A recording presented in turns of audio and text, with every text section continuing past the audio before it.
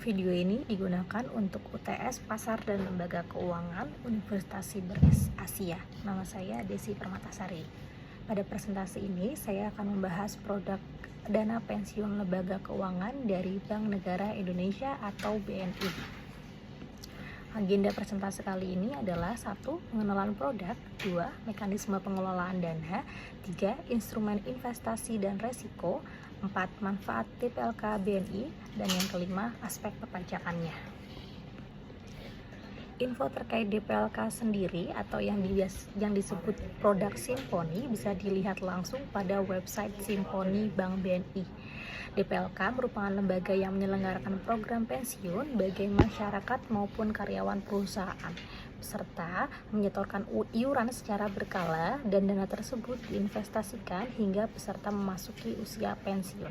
Sebagai lembaga keuangan, DPLK berada di bawah pengawasan Otoritas Jasa Keuangan atau OJK.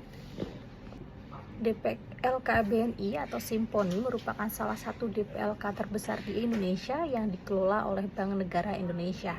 Program yang digunakan adalah program pensiun iuran pasti, yaitu manfaat pensiun yang diterima peserta bergantung pada total iuran dan hasil pengembangan investasinya. Ada 2 pilihan produk Simponi, yaitu kepesertaan pribadi maupun kepesertaan kolektif. 3 paket yang dapat dipilih diantaranya adalah Simponi konservatif, Simponi moderat, dan Simponi agresif. Tiga program tersebut dibedakan pada sifat instrumen dan resikonya. Tersedia juga pilihan investasi syariah. Ketiga pilihan tersebut bisa langsung dilihat di websitenya dan bisa memilih paket sesuai dengan kebutuhan. Yang pertama ada Simponi konservatif, alokasi asetnya investasi pada instrumen deposito dan atau pasar uang yang tentunya resikonya lebih rendah. Yang kedua ada Simponi moderat, yaitu alokasi aset investasi pada instrumen deposito syariah, pasar uang syariah, dan atau obligasi syariah. Yang ketiga adalah Simponi agresif, alokasi aset investasi pada instrumen deposito dan atau pasar uang dan reksadana dan atau saham.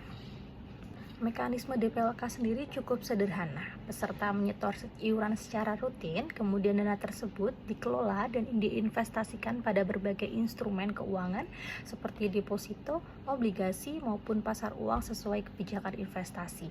Ketika peserta memasuki masa usia pensiun, akumulasi dana beserta hasil pengembangannya akan dibayarkan sebagai manfaat pensiun. Sebagai lembaga pengelola dana, DPLK BNI menempatkan dana peserta ke berbagai instrumen investasi. Setiap investasinya sendiri, instrumennya memiliki tingkat resiko dan potensi imbal hasil yang berbeda. Oleh karena itu, peserta perlu memilih portofolio yang sesuai dengan profil resikonya.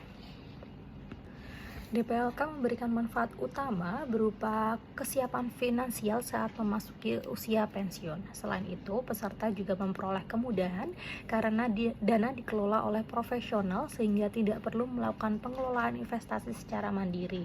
Terdapat juga simulasi yang dapat diakses langsung oleh calon nasabah pada situs Simponi. Jadi ketika nanti nasabah masuk ke website Simponi, nasabah bisa melihat pilihan paket dan bagaimana skemanya dan berapakah hasilnya dari iuran yang akan dia bayarkan setiap bulannya. Bisa juga iuran dibayarkan secara tahunan. Kemudian kita masuk ke aspek perpajakan dari DPLK. Keunggulannya adalah adanya fasilitas perpajakan, yaitu konsep yang digunakan tax deferred atau penundaan pajak. Artinya, selama dana masih berada dalam program pensiun, peserta memperoleh keuntungan karena hasil investasinya tidak langsung dikenakan pajak seperti investasi biasa. Namun, saat manfaat pensiun nanti dicairkan, tetap terdapat ketentuan perpajakan yang harus dipenuhi sesuai dengan regulasi yang berlaku. Dapat disimpulkan bahwa DPLK BNI atau Simponi merupakan salah satu produk keuangan yang berfungsi sebagai sarana perencanaan dana pensiun. Selain memberikan manfaat finansial di masa depan, DPLK juga berperan sebagai lembaga penghimpun dana masyarakat yang turut mendukung perkembangan pasar keuangan di Indonesia. Sebagai mahasiswa, kita dapat melihat bahwa DPLK bukan hanya produk tabungan pensiun, tetapi juga bagian dari industri pasar keuangan yang menghimpun dana masyarakat dan mengalokasikannya ke berbagai instrumen investasi. Oleh karena itu, DPLK memiliki peran penting baik bagi individu maupun bagi sistem keuangan nasional. Terima kasih. Selanjutnya, produk kedua adalah reksadana dari melalui aplikasi Bibit. Bibit sendiri merupakan platform investasi digital yang menyediakan berbagai jenis reksadana, mulai dari reksadana pasar uang, pendapatan tetap, campuran hingga saham. Aplikasi ini dilengkapi fitur robo-advisor yang membantu pengguna memilih produk investasi sesuai profil resiko dan tujuan keuangan mereka. Kegunaan utama reksadana adalah sebagai sarana investasi di mana dana dari banyak investor dikumpulkan dan dikelola oleh manajer investasi profesional. Dengan demikian, investor tidak perlu melakukan analisis pasar secara langsung karena pengelolaan dana dilakukan oleh pihak yang berpengalaman.